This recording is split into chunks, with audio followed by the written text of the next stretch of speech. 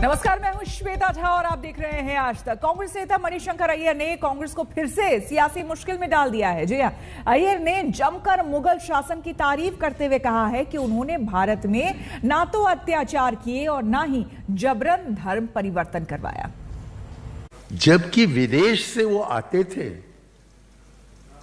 असभ्य लोग थे, इसीलिए उन्होंने बहुत क्रोध किया भारत पर। लेकिन यहां रहने के बाद वो भारतीय बन गए। वो कभी अपने घर वापस नहीं गए।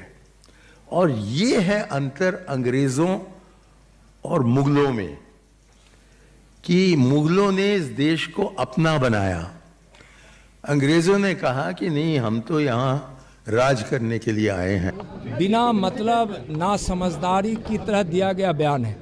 जब हमारे आदरणीय प्रधानमंत्री जी जब चर्चा करते हैं देश की ताकत की, तो वह कहते हैं कि भारत की ताकत 130 करोड़ देशवासी है, और बार बार बोलते हैं। इसलिए उस प्रकार की बयानों से कोई फर्क देश को और देशवासियों को पड़ने वाला नहीं है।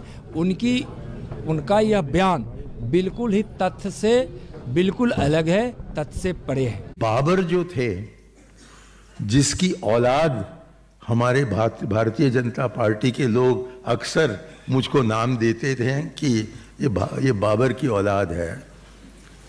अब इन लोगों को मैं बताना चाहता हूं कि वही बाबर, मतलब वो भारत में मात्र 4 साल रहे, 4 ही साल। उन्होंने तय कर लिया था कि अब तो हम पहुंच गए हैं और अब हमें अपना साम्राज्य चलाना है।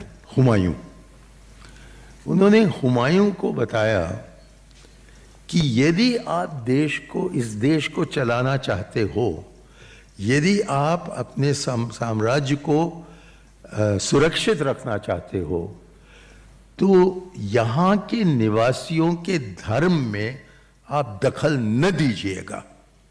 मणिशंकर अय्यर जी का हमेशा से रहा है, जब वो कांग्रेस पावर में भी थी तब भी वो ऐसे बयान देते थे जिससे वो समझते थे कि मेरी तरफ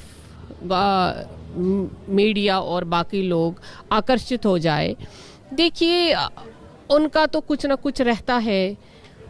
ऐसा कभी नहीं हो सकता है कि बीजेपी की जो पॉलिसी है या बीजेपी के, आप देखिए प्राइम मिनिस्टर साहब जो हमारा बयान दे देते हैं, या हमारा स्लोगन ही है सबका साथ और सबका विश्वास।